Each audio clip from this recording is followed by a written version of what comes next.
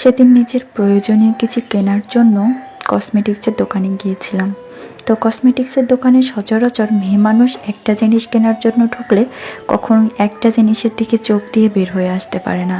আমিও অবশ্য তার ব্যতিক্রম না। তো আমি এখানে চুড়ি কেনার জন্য ঢুকছিলাম, তবে আংটি দেখছিলাম। আর চুড়ি আমি যেটাই দেখছিলাম সেটাই আমার কাছে ভীষণ ভালো লাগছিল। অনেক বেশি কনফিউশনে ছিলাম যে কোন চুড়িটা নেব আর কোন চুড়িটা রেখে যাব। চুড়ি অবশ্য সব মেয়েদেরই দুর্বলতা। চুড়ি কেনা শেষ করে রাস্তার ধারে দেখছিলাম বেল বিক্রি করছিল, সিজনের প্রথম বেল।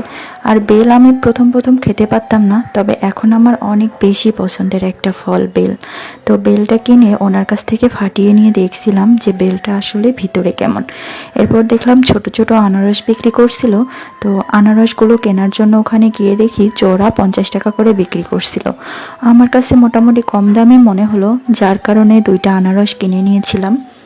তবে বাসায় এসে দেখি আনারসগুলো বেশ মিষ্টি ছিল এবং খেতে অনেক ভালো। আমি অবশ্য কখনো কেনাকাটা করার জন্য যদি শহরের ভিতরে যাই, বিরিয়ানি তো কখনোই মিস করি না। আমার কাছে তো এই দোকানের কাচ্চি বিরিয়ানি অনেক বেশি মজা লাগে। তো কেনাকাটা শেষ করে এখানে 1 প্লেট কাচ্চি না খেয়ে গেলে আমার কাছে মনে হয় যে সেদিনের শপিংটা যেন কোনোভাবেই কমপ্লিট হয় না।